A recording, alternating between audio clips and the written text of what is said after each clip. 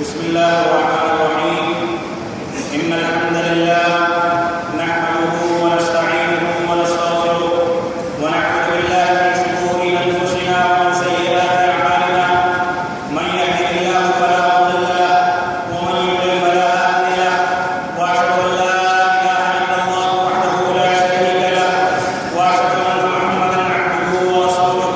أما بعد فإن خير الحديث كتاب الله وخير الهدي هدي محمد صلى الله عليه وسلم وشر الأمور محدثاتها وكل محدثة بدعة وكل بدعة ضلالة وكل ضلالة في النار.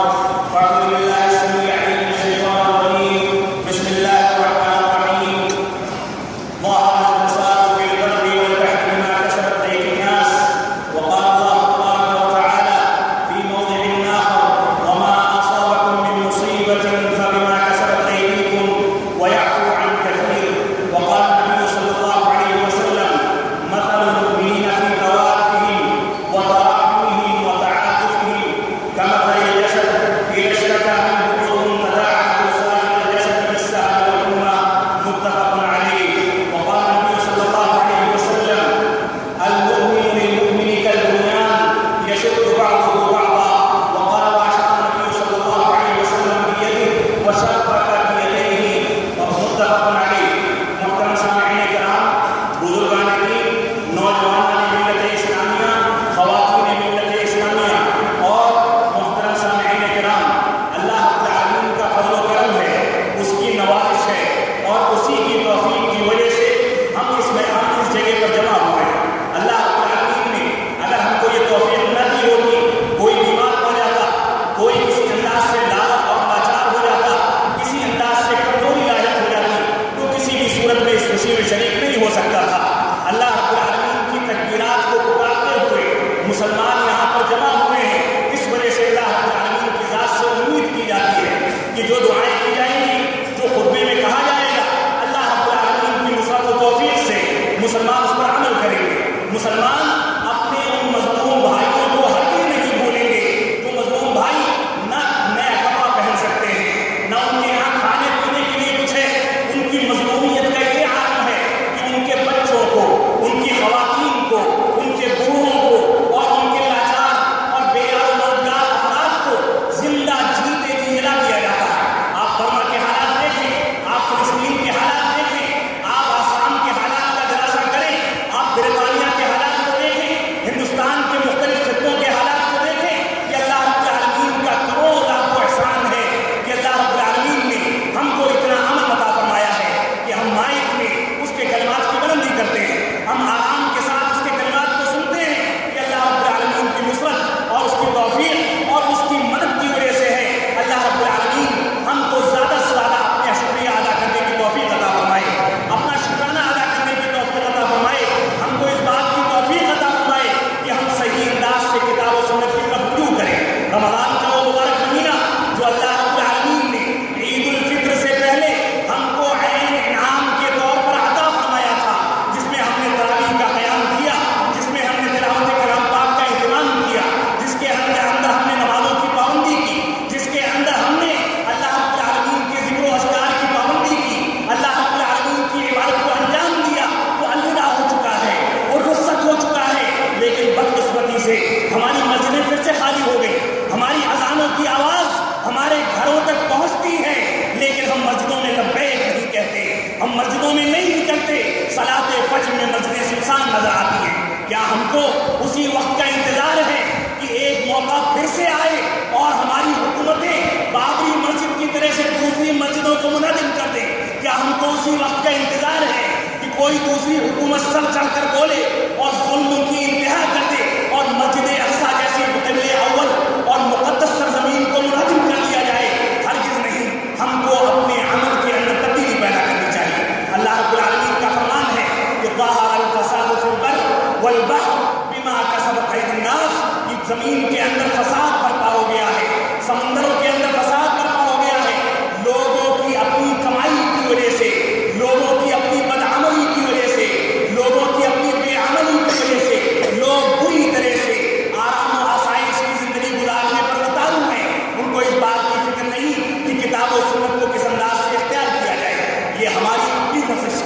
یہ ہماری مسجدیں گرائی جاتی ہیں، یہ ہماری اپنی لفظ ہے کہ مسجد اقصیٰ کے اوپر دشمنان اسلام غلط انداز کی نظریں ڈالتے ہیں۔ یہ ہماری اپنی کمزوری ہے کہ ہماری ماؤں اور بہنوں کی عزت و ناموس محفوظ نہیں ہے۔ یہ ساری کی ساری چیزیں ہماری اپنی کمزوریاں ہیں، لیکن اللہ رب العالمین نے فرمایا، اللہ کے نبی صلی اللہ علیہ وسلم نے صراحت کی کہ مثل المؤمنین فی توادہم وتراحمہم وتعاطفہم، کہ مسلمانوں کی مثال آپس میں محبت کرنے میں اور ایک دوسرے کے ساتھ لگاؤ رکھنے میں، ایک دوسرے کے ساتھ میل ملاپ میں ایک جسم کی طرح سے ہے۔ پوری کی پوری دنیا کے مسلمان، تمام کے تمام مومن حضرات، یہ ایک جسم کی طرح سے ہے۔ اگر فلسطین میں کسی مسلمان کی انگلی کاٹی جاتی ہے، کسی ہندوستان کے مسلمان کو اس کا درد ہونا چاہیے۔ اگر عراق کے اندر کسی مسلمان کو ستایا جاتا ہے،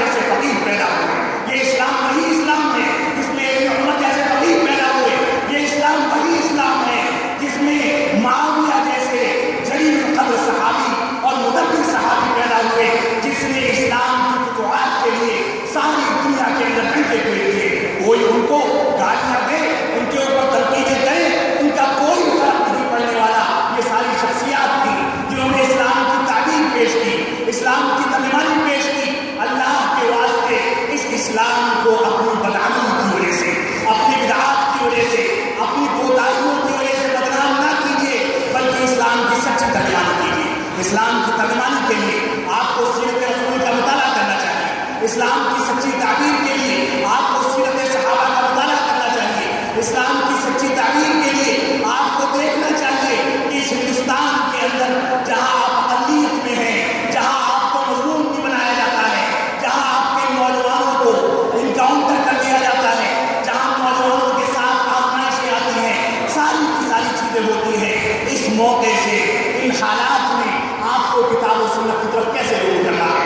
اللہ رب العالمین نے فرمایا وما اصابکم من مصیبت فبما کسبت ایدیکم ویعفو عن کثیر، کہ اللہ رب العالمین فرماتا ہے کہ تم کو جو بھی مصیبت لاحق ہوتی ہے، کہیں بھی تم آزمائے جاؤ، تمہاری گھر کی خواتین کے ساتھ چھیڑ چھاڑ کی جائے، تمہارے نوجوانوں کو گرفتار کیا جائے، تمہاری مسجدوں کو منہدم کیا جائے، تم کو مظلوم بنا کر تمہارے اوپر ظلم و ستم کے پہاڑ توڑے جائیں، یہ ساری کی ساری چیزیں دشمنان اسلام کے لیے نہیں ہیں. اگر دشمنان اسلام کے لیے ہوتی تو جنگ بدر میں آپ دیکھ لیں 313 کے بالمقابل کفار و مشرکین مکہ ہزاروں کی تعداد میں تھے، لیکن کچھ نہیں بال بیگا کر سکے.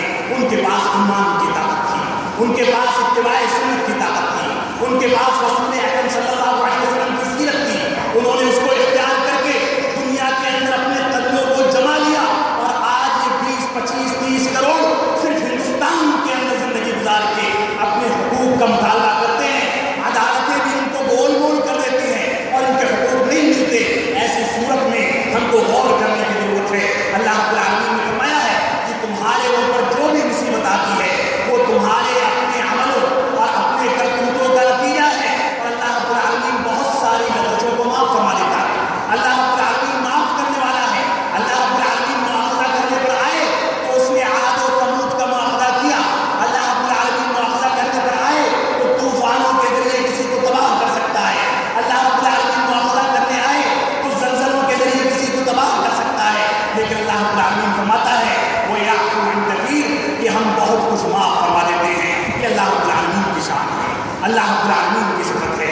لہذا ہم کو اس موقع سے یہ تحیہ کر کے یہ عزم کر کے اٹھنا چاہیے کہ اللہ رب العالمین ہم کو اس بات کی توفیق عطا فرمائے کہ ہم آج ہی سے عید الفطر کے اس خطبے کو سننے کے بعد اس بات کا عزم کریں گے، اس بات کا چیلنج کریں گے کہ سیرت رسول کے تحفظ کے لیے سیرت رسول کو اختیار کریں گے.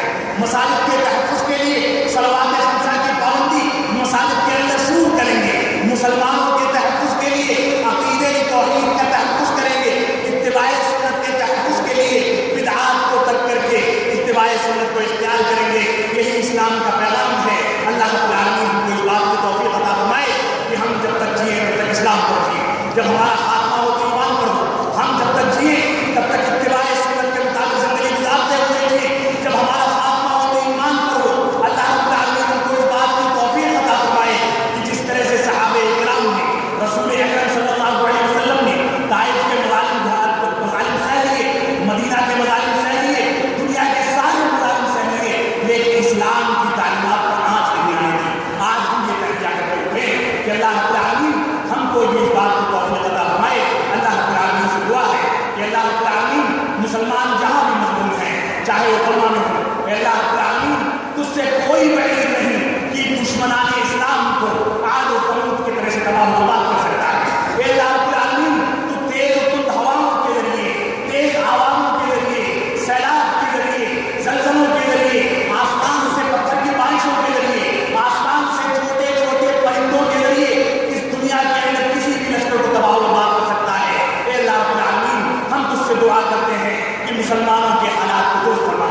مسلمان جہاں بھی مظلوم ہیں، چاہے وہ فلسطین ہو، چاہے وہ برطانیہ ہو، چاہے وہ آسام ہو، چاہے دنیا کا کوئی بھی خطہ ہو، چاہے وہ حصہ ہو، وہ خطہ ہو جس میں صحابہ اکرام کو گالیاں دینے والوں نے مسلمانوں کا جینا حرام کر رکھا ہے، چاہے وہ شام کا علاقہ ہو، کوئی بھی علاقہ ہو. اے اللہ رب العالمین تیری لاٹھی بے آواز ہے، تم مسلمان مظلوموں کی مدد فرما. مسلمان مظلوم جہاں بھی زندگی گزار رہے ہیں، جہاں بھی ان کے یہاں مظلومیت کی زندگی ہے، اے اللہ رب العالمین تو ان کی مدد فرما تاکہ تیرے دست غیب سے مسلمان راحت کی سانس لے سکیں. اے مسلمانوں سن لو کہ کتنے ایسے مسلمان ہیں جن کو نیا کپڑا نصیب نہیں ہوا، کتنے ایسے مسلمان ہیں جن کے گھروں میں سوئیاں نہیں بنی ہوئی، کتنے ایسے مسلمان ہیں جن کے گھر میں آج کے دن دوپہر کے کھانے کے لیے پیسہ نہیں لگے، کتنے ایسے مسلمان ہیں جن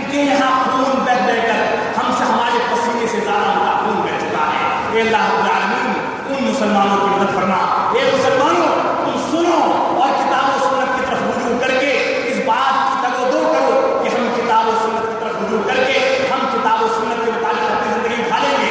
خواتین بھی سن لیں وہ صحابیات کی زندگی کو اختیار کریں, صحابیات کی سیرت کو اختیار کریں, وہ عمہ عائشہ کی سیرت کو پڑھیں, سودا کی سیرت کو پڑھیں, فاطمہ کی سیرت کو پڑھیں, دوسری صحابیات کی سیرت کو پڑھیں, امہات المؤمنین کی سیرت کو پڑھیں, اس کے مطابق زندگی کو ڈھالیں, اپنے بچوں کی اچھی تربیت کریں, اپنے گھروں کے اندر اسلامی ماحول پیدا کریں تاکہ گھروں کے اندر سے اسلامی انقلاب برپا ہو سکے. اللہ رب العالمین ہم کو اس بات کی توفیق عطا فرمائے جب تک ہم جیے تب تک اسلام پر جیے, جب ہمارا خاتمہ ہو تو ایمان پر ہو. بارک اللہ لنا ولکم فی القرآن المجید ونفعنی وإیاکم بالآیات والذکر الحمید انہ تعالی جواد کریم ملک بر رؤوف رحیم وصلی اللہ